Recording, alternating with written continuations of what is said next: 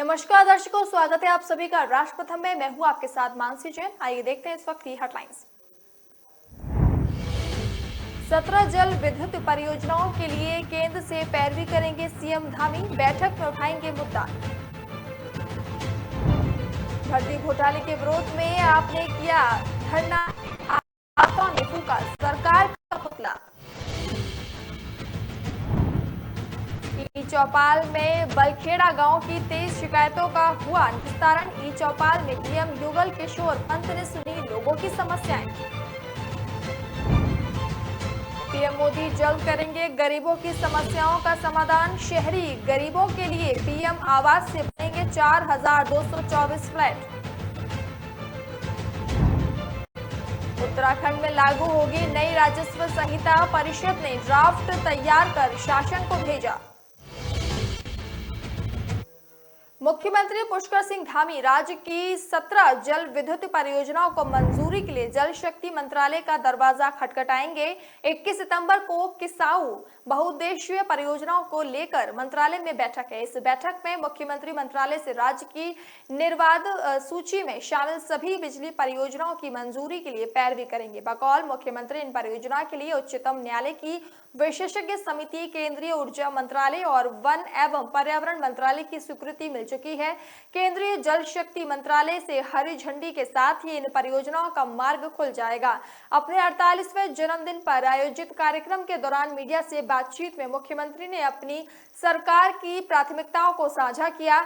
एक जनहित याचिका पर उच्चतम न्यायालय ने गंगा और उसकी सहायक नदियों पर प्रस्तावित और निर्माणाधीन 24 बड़ी बिजली परियोजनाओं पर अंतरिम रोक लगाई थी। इसके लिए विशेषज्ञ समिति बनाई गई थी जिसने इन परियोजनाओं को हरी झंडी दी। केंद्रीय ऊर्जा मंत्रालय ने भी अपने शपथ पत्र में परियोजनाओं का समर्थन किया, लेकिन तत्कालीन जल संसाधन मंत्रालय, जो वर्तमान में जल शक्ति मंत्रालय में बदल गया है, अपने शपथ पत्र में परियोजनाओं का विरोध किया था। अब इन परियोजनाओं का भविष्य जल शक्ति मंत्रालय की मंजूरी पर टिका है। परियोजनाओं के निर्माण के लिए राज्य सरकार केंद्र सरकार से व्यवहार्यता, अंतर्वित्त पोषण, वायबिलिटी गैप फंडिंग की भी मांग करेगी। वित्त मंत्रालय ने ढांचागत क्षेत्र की परियोजनाओं के वित्तीय समर्थन देने के लिए ये योजना आरंभ की है। सरकार का मानना है कि परियोजनाओं में देरी होने से उनकी लागत में बढ़ोतरी हुई है। इसे वित्तीय बोझ को साझा करने के लिए केंद्र से गैप फंडिंग की मांग की जाएगी।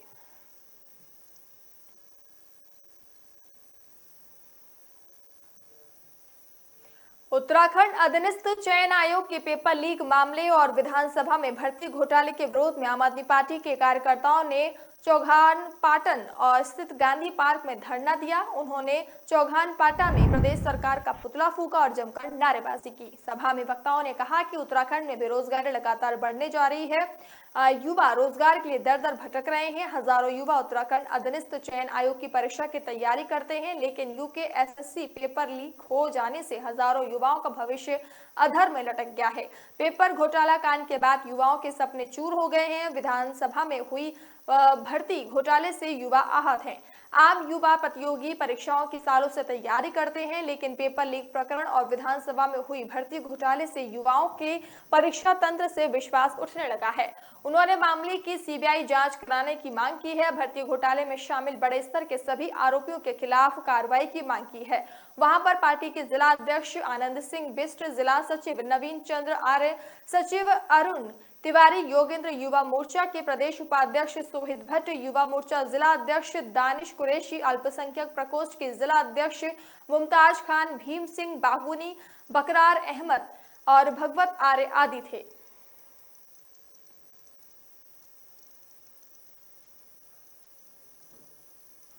डीएम युगल किशोर पंत ई चौपाल के माध्यम से उप तहसील नानकमता के ग्राम बलखेड़ा के लोगों की समस्या सुनी। 1 घंटा 9 मिनट तक चली ई चौपाल में 48 समस्याएं दर्ज हुई, जिनमें से 23 समस्याओं का समाधान किया गया। ई चौपाल में आवास, पेयजल, शौचालय, खंडजा निर्माण, राशन कार्ड आदि की सर्वाधिक समस्या रही। सीमा कौर, विमला कौर, उपासना देवी, कमला देवी, फूलवती, राम देवी, अजीत सिंह, लक्ष्मी देवी, नीरा देवी, मोहिनी देवी, प्रेमवती देवी, अंगूरी देवी, सरोजनी देवी ने प्रधानमंत्री अटल आवास योजना का लाभ दिलाने की मांग की। डीएम ने जिला समाज कल्याण अधिकारी को अटल आवास योजना की पात्रता में आने वाले लोगों की सूची बनाने के निर्देश दिए। विजय सिंह, गीता देवी आदि ने शौचालय निर्माण की मांग की। डीएम ने निदेशक स्वजल को पात्रता के आधार पर सभी पात्र व्यक्तियों के शौचालय निर्माण कराने के निर्देश दिए। भजन कौर, परमजीत कौर, छुटकनी देवी आदि ने बीपीएल कार्ड बनवाने की मांग की। संतोष सिंह ने भी राशन कार्ड मांगा। सलमा बेगम, मानवती देवी ने आर्थिक सहायता मांगी। पूरन सिंह ने जल निकासी और राधेश्याम ने बलखेड़ा में चिन्हित स्थानों पर सौर ऊर्जा लगवाने की मांग की। लक्ष्मी देवी ने महिला समूह को प्रशिक्षण एवं ऋण दिलवाने की मांग की। वहां CDO Vishal Mishra, ADM doctor Lalit Narayan Mishra, कृषि रक्षा अधिकारी विधि उपाध्याय, जिला पूर्ति अधिकारी तेजबल सिंह, महेश कुमार आदि मौजूद थे।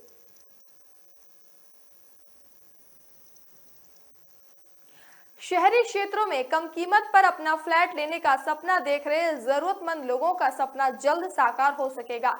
उधम सिंह नगर जिले में प्रधानमंत्री आवास योजना से 4,224 फ्लैट बनाने की तैयारी है। रुद्रपुर के बागवाला में 1,872 और काशीपुर के कनकपुर और मानपुर में 2,352 फ्लैट बनाने की तैयारी चल रही है। शहरी और ग्रामीण क्षेत्रों में रहने वाले आवासहीन लोगों के लिए केंद्र सरकार ने वर्ष 2016 में पीएम आवास योजना शुरू की। जिले के ग्रामीण क्षेत्रों में सैकड़ों लोगों के आवास बन चुके हैं, लेकिन शहरी क्षेत्रों में भूमि न मिलने से आर्थिक रूप से पिछड़े वर्ग के लिए आवास नहीं बन सके हैं। इसके लिए भूमि का अड़ंग चल रहा था। नगर निगम की ओर से पहले मोदी मैदान में पीएम आवास बनाने की तैयारी चल रही थी, लेकिन हाल ही में हुई कैबिनेट बैठक में रुद्रपुर के बागवाला स्थित राजस्व विभाग की 6 हेक्टेयर जमीन में पीएम आवास योजना के भवन निर्माण के लिए मंजूरी मिल गई है। रुद्रपुर के 5,000 लोगों ने फ्लैट खरीदने के लिए आवेदन किए हैं। इनमें से पात्र लोगों को ही फ्लैट दिए जाएंगे। प्रत्येक आवास के निर्माण पर 6 लाख रुपए का खर्च आएगा। केंद्र और राज्य सरकार की ओर से प्रत्येक आवास पर 2.5 लाख रुपए की सब्सिडी दी गई है। शेष 3.5 लाख रुपए की राशि का ऋण स्वीकृत कराया जाएगा। जिले में शहरी गरीबों के लिए प्रधानमंत्री आवास योजना शहरी से 4,224 फ्लैट तैयार किए जा रहे हैं। इनमें से रुद्रपुर में 1,872 और काशीपुर में 2,352 फ्लैट बनाए जाएंगे। सरकार की ओर से सब्सिडी दी जा रही है, इससे जरूरतमंद लोगों को अपना घर मिल सकेगा। उत्तराखंड में नई राजस्व संहिता लागू होगी। राजस्व परिषद ने इसका ड्राफ्ट तैयार कर शासन को सौंप दिया है। अब मुख्य सचिव की अध्यक्षता में गठित विधि समिति की बैठक में इस पर विचार किया जाएगा। इसके बाद इसे कैबिनेट को भेज दिया जाएगा। प्रदेश में वर्तमान में उत्तराखंड उत्तर प्रदेश जमींदारी विनाश और भूमि व्यवस्था अधिनियम 1950 और भू राजस्व अधिनियम लागू है। इसके अलावा कुछ अन्य अधिनियम भी प्रचलन में हैं। ये सभी अधिनियम उत्तर प्रदेश से धारण किए गए हैं। समय समय पर इनमें जरूरत के हिसाब से कुछ उपधाराएं जोड़ी गई हैं, लेकिन राज्य का पूर्ण रूप से अपना रेवेन्यू कोड नहीं बन पाया है, जबकि यूपी ने इन्हें समाप्त करते हुए अपना रेवेन्यू कोड वर्ष 2013 में लागू कर दिया था। अब प्रदेश में लागू सभी अधिनियम को मर्ज करते हुए अपना रेवेन्यू कोड तैयार किया जाएगा। अब राज्य की परिस्थितियों के हिसाब से नया एक्ट बनाए जाने की आवश्यकता महसूस की जा रही थी। इस पर पिछले 2 साल से काम चल रहा था। राजस्व परिषद की ओर से पूरा ड्राफ्ट तैयार कर शासन को सौंप दिया गया है, जिस पर विधि समिति की ओर से निर्णय लिया जाएगा। राजस्व परिषद की ओर से तैयार किए गए रेवेन्यू कोड पर चर्चा के लिए विधि समिति की बैठक इससे पहले 2 बार स्थगित हो चुकी है। पहले ये बैठक 5 सितंबर को बुलाई गई थी, लेकिन किन्हीं कारणों से बैठक नहीं हो पाई। इसके बाद 14 और 15 सितंबर को लगातार 2 दिन की बैठक होनी थी, लेकिन समिति के कुछ सदस्यों की अनुपस्थिति के कारण एक बार फिर बैठक स्थगित हो गई। अब ये बैठक 22 सितंबर को होनी है। सचिव राजस्व परिषद ने इसकी पुष्टि की है।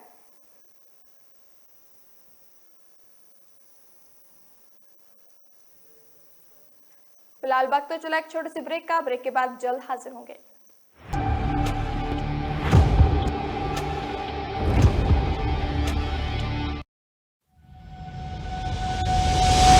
लहरों से डरकर नौका पार नहीं होती, कोशिश करने वालों की कभी हार नहीं होती। नन्ही चींटी जब दाना लेकर चलती है, चढ़ती दीवारों पर 100 बार फिसलती है। मन का विश्वास रगों में साहस भरता है। चढ़कर गिरना, गिरकर चढ़ना न अखरता है। आखिर उसकी मेहनत बेकार नहीं होती। कोशिश करने वालों की कभी हार नहीं होती। डुबकी या सिंधु में गोताखोर लगाता, जा जाकर खाली हाथ लौट कर आता।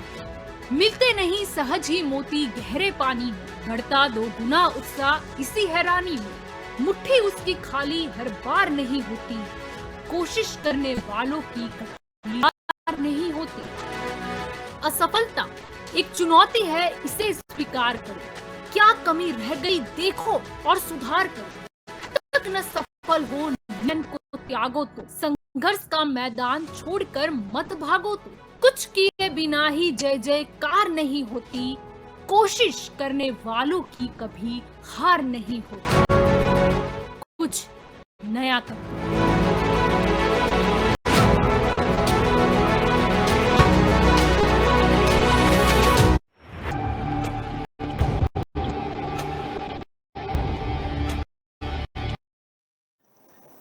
ब्रेक के बाद एक बार फिर से आप सभी का स्वागत है। उत्तराखंड कांग्रेस को लीडर बेस्ट से कैडर बेस्ट पार्टी बनाया जाएगा। प्रदेश कांग्रेस अध्यक्ष करण माहरा ने कहा कि कार्यकर्ता अपने से बड़े सभी नेताओं का आदर करें, लेकिन गुटों में बंटने से परहेज करें, तभी पार्टी का भला हो सकता है। प्रदेश अध्यक्ष ने कहा कि हम सभी के लिए पार्टी पहले, कार्यकर्ता दूसरे और नेता तीसरे स्थान पर होने चाहिए। उन्होंने कहा कि प्रदेश कार्यकारिणी पूर्व की भांति जंबो आकार नहीं होगी, इसे बहुत सीमित और सूक्ष्म बनाया जाएगा। प्रदेश कांग्रेस मुख्यालय राजीव भवन में प्रदेश अध्यक्ष करण माहरा की अध्यक्षता और प्रदेश रिटर्निंग ऑफिसर जीसी चंद्रशेखर एवं नेता प्रतिपक्ष यशपाल आर्य की उपस्थिति में नवनिर्वाचित पीसीसी सदस्यों की पहली बैठक आयोजित की गई थी। बैठक में सर्वसम्मति से प्रस्ताव पारित कर प्रदेश अध्यक्ष अखिल भारतीय कांग्रेस कमेटी के सदस्यों एवं प्रदेश कार्यकारिणी के पदाधिकारियों के मनोनयन का पूरा अधिकार अखिल भारतीय राष्ट्रीय कांग्रेस के राष्ट्रीय अध्यक्ष। इस दौरान नेता प्रतिपक्ष ने सभी पीसीसी डेलीगेट से अपेक्षा की कि वह कांग्रेस की विचारधारा, रीति नीति एवं सिद्धांतों को आगे बढ़ाने में अपना योगदान देंगे। माहरा ने कहा कि सभी जिम्मेदार पदाधिकारियों का नैतिक दायित्व है कि वह कार्यकर्ताओं का उत्साह वर्धन करें और उनके मनोबल को किसी तरह गिरने ना दें। माहरा ने जिला कांग्रेस कमेटियों एवं ब्लॉक कांग्रेस कमेटियों की ओर से सभी कार्यकर्ताओं को सफलतापूर्वक संपन्न कराने के लिए उनका उत्साह बढ़ाया।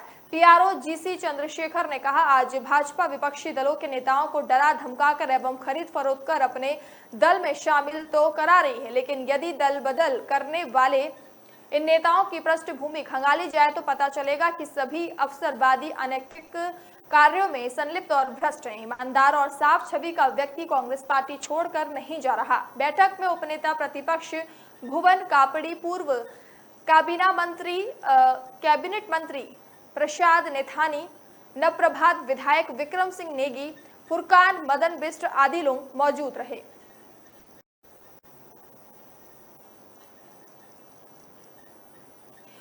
लोका गांव में खुली शराब का कारोबार चल रहा है। इसके विरोध में ग्रामीण गांव में बिकने वाली कच्ची शराब के पव्वे लेकर एसडीएम दफ्तर पहुंचे और एसडीएम से शराब बिक्री पर रोक लगाने की मांग की। ग्रामीणों ने आरोप लगाया कि कच्ची शराब का विरोध करने पर तस्कर धमकाने के साथ मारपीट कर रहे हैं।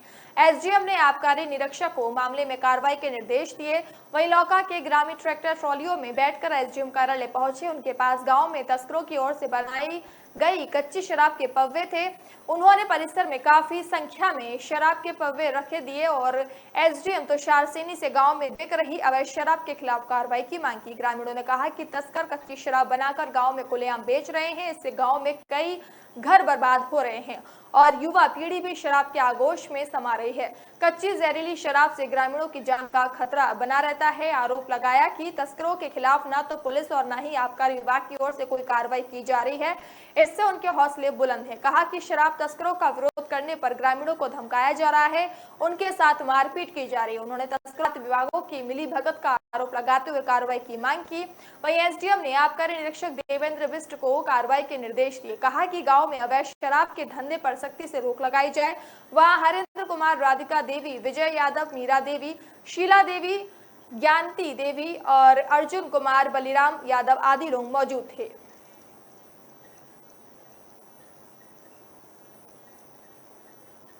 कोर्ट में पेशी के बाद पुलिसकर्मियों को चकमा देकर फरार हुए आगजनी और चोरी के आरोपी कमल सिंह का दूसरे दिन भी कोई सुराग नहीं लग सका। एक महिला की सूचना पर पुलिस काफी देर तक ग्रामीण इलाका छानती रही, लेकिन वह भी बेनतीजा निकला। वहीं पुलिस की कुछ टीम दूसरे जिलों को भी रवाना कर दी गई है। दन्या में एक कपड़ा व्यापारी की दुकान में आग लगाने वाला और क्षेत्र से बाइक चुराने वाला आरोपी दन्या निवासी कमल सिंह दूसरे दिन भी पुलिस के हत्थे नहीं लगा।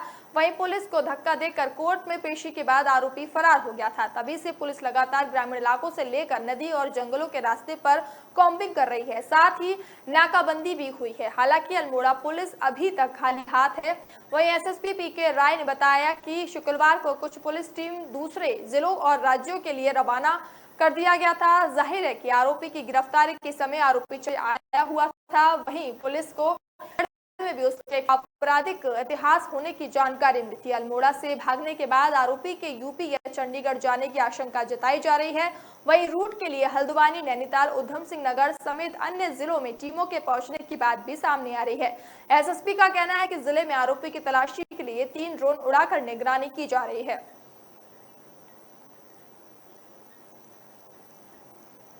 उत्तराखंड में कोरोना संक्रमण की रफ्तार कम होने लगी है। बीते 24 घंटे के भीतर प्रदेश के 6 जिलों में 34 नए संक्रमित मरीज सामने आए हैं, जबकि 44 मरीज ठीक हुए हैं।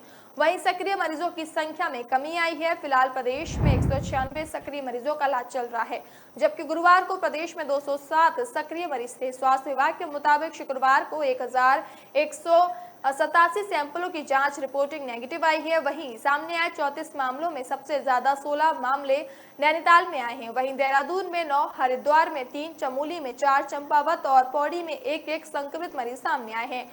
वहीं अल्मोड़ा, बागेश्वर, पिथौरागढ़, रुद्रप्रयाग, उधम सिंह नगर और उत्तरकाशी में एक भी संक्रमित मरीज सामने नहीं आया है। साथ ही प्रदेश की रिकवरी दर 95.87% और संक्रमण दर 2.78 दर्ज की गई है।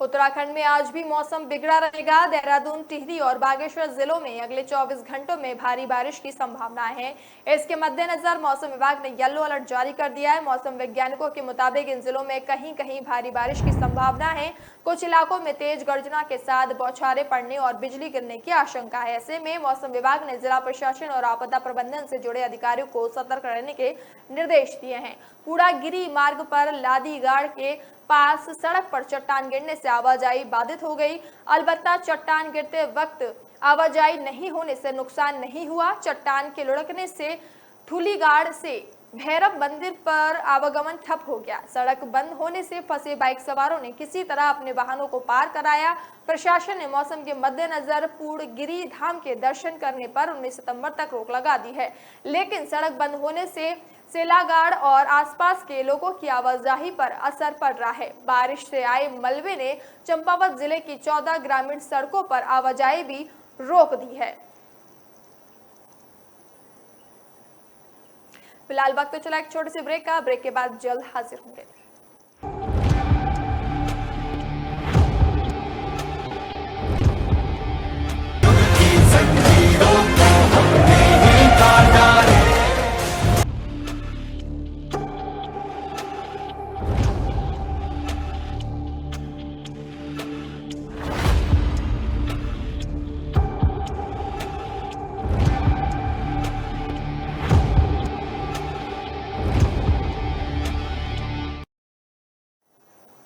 ब्रेक के बाद एक बार फिर से आप सभी का स्वागत है। विजिलेंस से जांच ट्रांसफर होने के बाद एसटीएफ ने ग्राम विकास अधिकारी परीक्षा धांधली मामले में भी एक आरोपी को गिरफ्तार कर लिया है।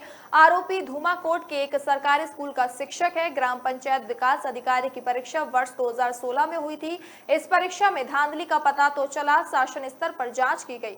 वर्ष 2019 में दिसंबर तक जांच चली। धांधली की पुष्टि होने के बाद इसे विजिलेंस को भेज दिया गया। विजिलेंस ने जनवरी 2020 में इस मामले में मुकदमा दर्ज किया, मगर अब तक किसी भी आरोपी को नामजद नहीं किया गया। मुख्यमंत्री पुष्कर सिंह धामी के निर्देश पर इस मुकदमे की विवेचना भी एसटीएफ से कराने पर सहमति बनी। शासन के निर्देश पर इस पर मुकदमे को पिछले दिनों एसटीएफ को सौंप दिया गया। जांच के दौरान फॉरेंसिक प्रयोगशाला और ओएमआर शीट की जांच रिपोर्ट भी मंगाई गई। इसमें पुष्टि हो चुकी थी कि ओएमआर शीट में छेड़छाड़ की गई। एसटीएफ के एसएसपी अजय सिंह ने बताया कि इन सब साक्ष्यों के आधार पर एक आरोपी मुकेश कुमार शर्मा निवासी मोहल्ला बसंत विहार गिरिताल, काशीपुर, उधम सिंह नगर को गिरफ्तार कर लिया गया है। वह छुलसिया, धूमाकोट, पौड़ी, गढ़वाल स्थित राजकीय प्राथमिक विद्यालय में शिक्षक है। इस मामले में मुकेश से एसटीएफ को अहम जानकारी मिली है। बताया जा रहा है कि जिन लोगों के पास ओएमआर शीट थी उनके नाम भी मुकेश शर्मा ने बताए हैं। वह आयोग के थे या फिर किसी और संस्था के, ये भी अभी स्पष्ट नहीं हो पाया है। एसटीएफ ने 4 लोगों को रडार पर लिया है। जल्द ही इनमें से किसी को गिरफ्तार किया जा सकता है। नैनीताल हाईकोर्ट कचरे के निपटारे बनाए गए ऐप को टैगिंग से जोड़ संबंधित क्षेत्र के फोन, व्हाट्सएप नंबर इसमें सार्वजनिक करने के निर्देश दिए हैं। कोर्ट ने अपने आदेश में कहा कि यदि के भीतर ऐप में दर्ज शिकायतों का निस्तारण नहीं हुआ तो संबंधित क्षेत्र के अधिकारी जिम्मेदार होंगे। मुख्य सांघिक एवं न्यायमूर्ति आरसी खुलबे की खंडपीठ ने राज्य में प्लास्टिक कचरे पर पूर्ण रूप से प्रतिबंध लगाने के लिए दायर जनहित याचिका पर सुनवाई की। कोर्ट ने मॉनिटरिंग कमेटी से अब तक कूड़ा निस्तारण के लिए की गई कार्रवाई के बारे में भी पूछा और वन पंचायतों के नक्शे ऑनलाइन करने के भी निर्देश दिए। अल्मोड़ा के हवालबाग निवासी जितेंद्र यादव ने हाईकोर्ट में जनहित याचिका दायर कर कहा कि राज्य सरकार ने वर्ष 2013 में प्लास्टिक यूज और उसके निस्तारण के लिए नियमावली बनाई थी, पर इनका पालन नहीं हो रहा है। केंद्र सरकार ने भी प्लास्टिक वेस्ट मैनेजमेंट के नियम बनाए जिसमें उत्पादककर्ता, परिवहनकर्ता और विक्रेताओं को जिम्मेदारी दी गई थी कि वे जितना प्लास्टिक निर्मित माल बेचेंगे उतना ही खाली प्लास्टिक वापस लाएंगे, अन्यथा इसके निस्तारण के लिए निकाय को फंड उपलब्ध कराएंगे। याचिका में कहा गया कि राज्य में इसका उल्लंघन किया जा रहा है और पर्वतीय क्षेत्रों में प्लास्टिक के ढेर लगे हैं। मामले में पैरवी कर रहे दुष्यंत मैनाली ने कहा कि यह आदेश खासा महत्वपूर्ण है। इस आदेश के बाद राज्य में कहीं से भी शिकायत दर्ज की जा सकेगी। अगर समाधान नहीं होगा तो ये फोटो स्वतः ही उच्च अधिकारी के पास जाएगी, जिसमें अधिकारी की कार्यप्रणाली से सवालों के घेरे के आ जाएंगे।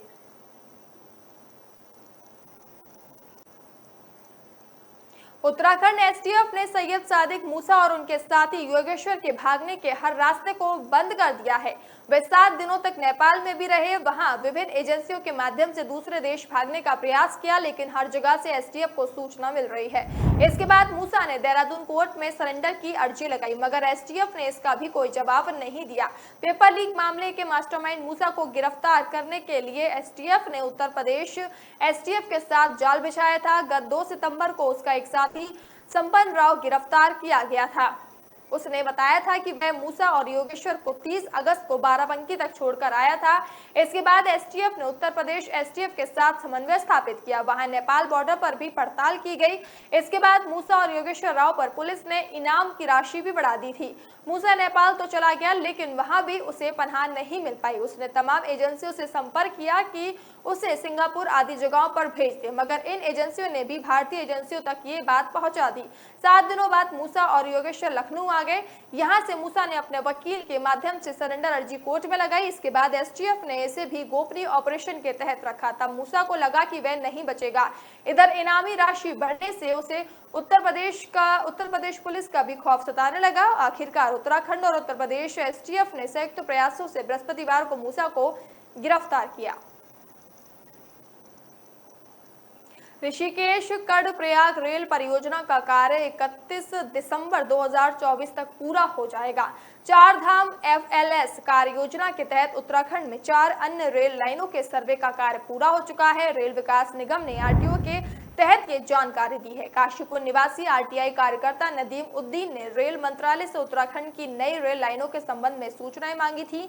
इसके बाद जवाब में रेल विकास निगम के मुख्य परियोजना प्रबंधक के लोंग सूचना अधिकारी ने 16 अगस्त को सूचना उपलब्ध कराई। इसमें बताया कि ऋषिकेश कर्णप्रयाग बॉर्डर गेज पर 126 किलोमीटर लंबी रेल लाइन परियोजना का निर्माण कार्य प्रगति पर है।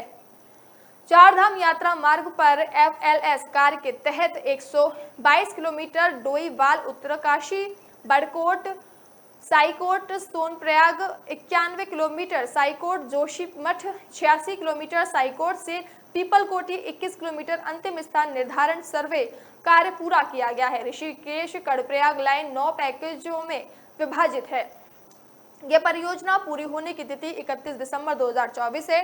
सूचना में बताया गया कि इस रेल लाइन की कुल लंबाई 125.172 किलोमीटर से पूर्ण 5,777 किलोमीटर कार्य पूरा हो चुका है। मुख्य सुरंगों की 104 किलोमीटर लंबाई में 24 किलोमीटर का कार्य किया जा चुका है, जबकि स्केप सुरंगों की कुल लंबाई 97.7 किलोमीटर है। 26 किलोमीटर का कार्य किया जा चुका है। एक महत्वपूर्ण पुल, एक सड़क पुल, सड़क के ऊपर 2 पुलों में से एक अंडरब्रिज, एक LHS में से एक छोटे व 34 पुलों में से 15 का निर्माण हो चुका है। इन रूट पर प्रस्तावित 12 स्टेशनों में से एक स्टेशन का काम पूरा हो चुका है। नदीम ने काशीपुर घाटिम और की सूचना मांगी थी, लेकिन इन्हें रेलवे बोर्ड ने भारत सरकार से संबंधित बताते हुए उपलब्ध नहीं कराया है। बॉलीवुड अभिनेता जावेद जाफरी एक वेब सीरीज की शूटिंग के लिए पहाड़ों की रानी मंसूरी पहुंचे। इस दौरान उन्होंने प्रशंसकों के साथ फोटो खिंचवाई और मंसूरी की वादियों का आनंद लिया। उन्होंने बॉलीवुड बॉयकॉट ट्रेंड को लेकर कहा कि कुछ लोग हैं जो राजनीति की चाह रखते हैं, लेकिन उन्हें कोई नहीं जानता। वे इस तरह की हरकत करें, अपनी पहचान बनाने की कोशिश करते हैं।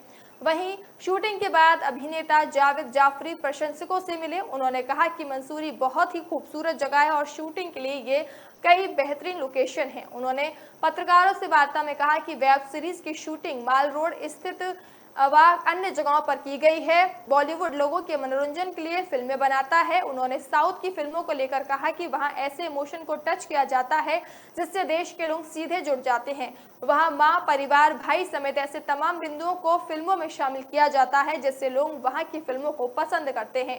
उन्होंने युवाओं से शिक्षा को लेकर जागरूक करने को कहा कि युवा देश को जोड़ने की बात करें और खुद के साथ देश का विकास करें। उन्होंने कहा कि डांस कॉमेडी के बाद अब उनकी सीरियस रोल भी मिल रहे हैं, लेकिन उन्हें कॉमेडी फिल्में ज्यादा पसंद है। बताया कि शायद धमाल 4 में बने इसे लेकर भी उत्सुक हैं। उनके होटल के GM सूरज थपालिया ने कहा कि जावेद जाफरी ने विजिटर बुक में भी मंसूरी की खूब तारीफ की है। फिलहाल इस बुलेटिन में इतना ही। खबरों को विस्तार से पढ़ने के लिए आप हमारी वेबसाइट का प्रयोग कर सकते हैं। हमारे वेब का पता है www.kalamkartavya.com। हमारी कलम ही हमारा कर्तव्य के उद्देश्य के साथ खबरों को आप राज कदम के साथ देखते रहिए। नमस्कार।